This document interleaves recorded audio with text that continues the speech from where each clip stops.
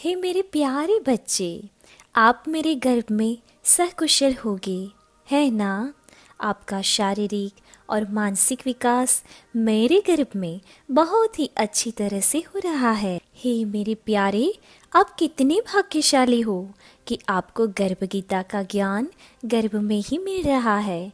इससे उचित और क्या हो सकता है। आपने आगे देखा भगवान श्री कृष्ण अर्जुन से कैसा उपदेश दे रहे हैं। अपने कर्मों का फल कैसा आता है, कौन से कर्म करने से क्या फल आता है, उनका उद्देश्य और जीवन जीने की सही कला कैसी होनी चाहिए, वो सारी बातें अर्जुन और श्री कृष्ण संवाद में हमने सुनी। आगे हम सुनते हैं कि अर्जुन श्री कृष्ण से क्या पूछते हैं और उसके परिणाम कैसे आते हैं। तो हे मेरे बच्चे, हम आगे गर्भ गीता का अभ्यास करते हुए जानते हैं कि श्री अर्जुन कृष्ण से क्या पूछते हैं। श्री अर्जुन कहते हैं कि हे भगवान श्री कृष्ण, प्राणी धन, स्त्री एवं सांसारिक सुखों से मोह क्यों रखता है। इसके उत्तर में श्री भगवान कहते हैं कि मेरी कृपा से वंचित हो जाने पर प्राणी को धन एवं सांसारिक सुखों से मोह हो जाता है। यह सभी नाशवान है। विवेकी प्राणी को इससे दूर ही रहना चाहिए। इसके बाद अर्जुन कहते हैं कि हे प्रभु, किस कर्म से राजपाट एवं विद्या की प्राप्ति होती है। श्री भगवान इसके उत्तर में कहते हैं कि हे पार्थ, जो प्राणी काशी, हरिद्वार आदि तीर्थ स्थलों के दर्शन और निष्काम भाव से भक्ति करता है, वह राजा बनता है और गुरु की सेवा करने वाला विद्वान बनता है। हे मेरे प्यारे बच्चे, हमें इस संवाद से कितना कुछ जानने को मिलता है। सबसे पहले मैं आपका बहुत ही धन्यवाद कहना चाहती हूँ कि आपने हमें एक माँ के रूप में स्वीकार करके आपकी पसंदगी एक माँ के रूप में हम पर उतारी।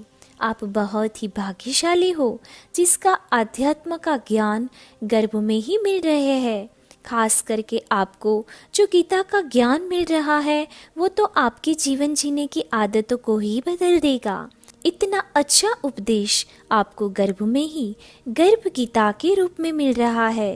हे मेरे बच्चे, आपने अभी ही सुना अर्जुन और श्री कृष्ण का संवाद, जिसमें अर्जुन को उपदेश देते हुए श्री कृष्ण कहते हैं कि उसकी असीम कृपा किस पर होती है। हे मेरे लाल, आप पर हमेशा ही श्री कृष्ण की कृपा बनी रहे। ऐसे अच्छे काम आप करना। आप धन संपत्ति का उपयोग विवेक बुद्धि के साथ विवेकपूर्ण करना और हमेशा ही आपको जो धन और संसार की जो बाकी सारी चीज़ें जो भोगने को मिलती है उसके लिए कृतज्ञता महसूस करना। अगर आप ऐसा कृतज्ञता से भरपूर जीवन जीते हो तो आप पर भगवान की कृपा अवश्य होगी, क्योंकि भगवान को भी ऐसे ही बच्चे प्रिय होते हैं। हे मेरे प्यारे, आप सदैव निष्काम भाव से भक्ति करना, बिना कोई स्वार्थ के दूसरे लोगों की मदद करना, सत्याचरण करना। अगर आप इस तरह श्री कृष्ण की आज्ञा में रहते हैं तो आप पर भी श्री कृष्ण की असीम कृपा हमेशा ही उतरेगी। तो चलो बच्चे, हम दूसरे श्री कृष्ण और अर्जुन के संवाद के साथ मिलते हैं। तब तक आप मेरे गर्भ में आराम फरमाइए। धन्यवाद।